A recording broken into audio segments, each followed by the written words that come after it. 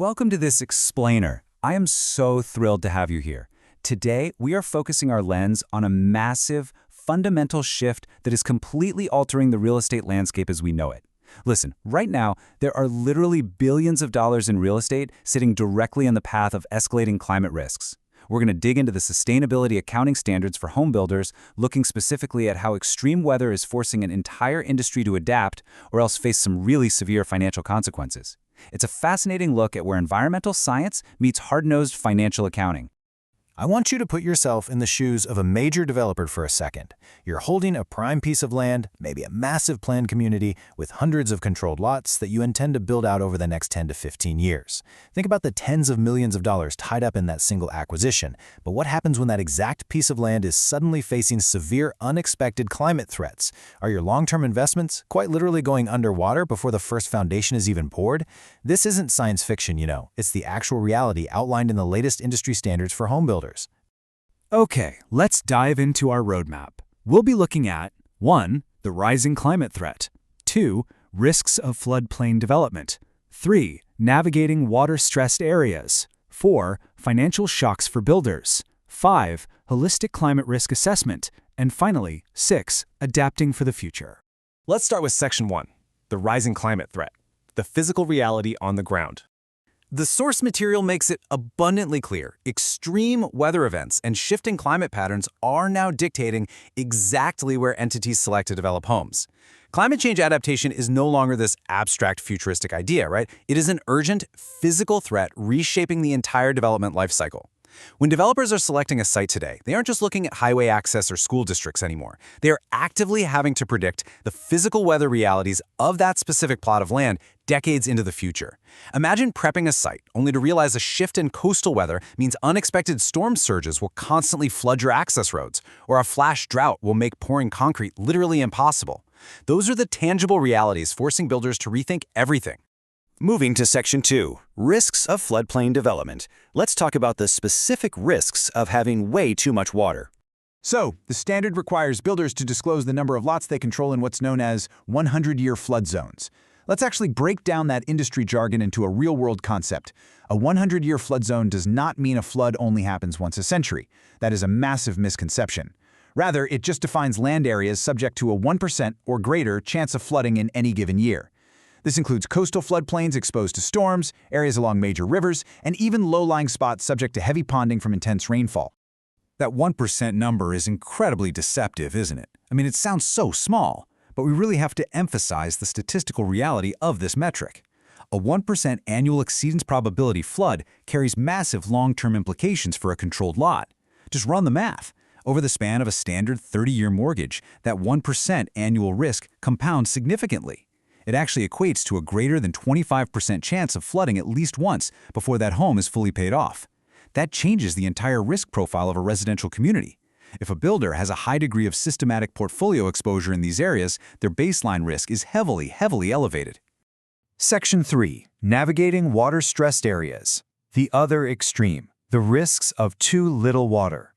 Excess water is obviously just one side of the coin. The dual spectrum of climate threats means builders must continuously navigate both extremes. On one end, you have coastal and river flooding risks, but on the flip side, builders have to track lots in regions with high or extremely high baseline water stress. We're talking about regions where baseline water stress is between 40 and over 80%, tracked using specialized metrics like the World Resources Institute's aqueduct tool. Builders in these dry regions face immense headwinds. Why? Well, because local governments are fiercely protecting strained water resources. They're stepping in, halting new water hookups, issuing moratoriums on drilling wells, or entirely pausing zoning approvals until water levels recover. You could own the land, have the blueprints ready to go, and be completely barred from turning dirt. Now for Section 4, Financial Shocks for Builders. Let's look at the economic domino effect. Now that we've established the environmental science, let's talk hard financial reality. When a builder develops in a risky area, it triggers a chain reaction, a total domino effect of devastating economic consequences. According to the standards, developing in floodplains and coastal regions brings long-term challenges with skyrocketing flood insurance rates. Furthermore, there are growing questions about the sheer financial stability of government-subsidized flood insurance programs altogether moving forward. Add to that tighter financing stipulations. Banks are increasingly refusing to lend for construction in climate red zones because they view the underlying collateral as way too vulnerable. With stricter permitting and vanishing capital, a seemingly profitable development can instantly become a financial sinkhole. The accounting standards are very clear on this outcome. To quote them directly, rising climate risks may translate into reduced long-term demand, land value depreciation, and concerns over understated long-term costs of home ownership. Think about the psychology of the modern homebuyer. If buyers realize the long-term costs of living in a flood zone or a severely water-stressed region are just going to keep climbing, demand absolutely plummets. And as a direct result, the land value depreciates. For a developer sitting on hundreds of controlled lots acquired at premium prices, this is an existential threat to their balance sheet.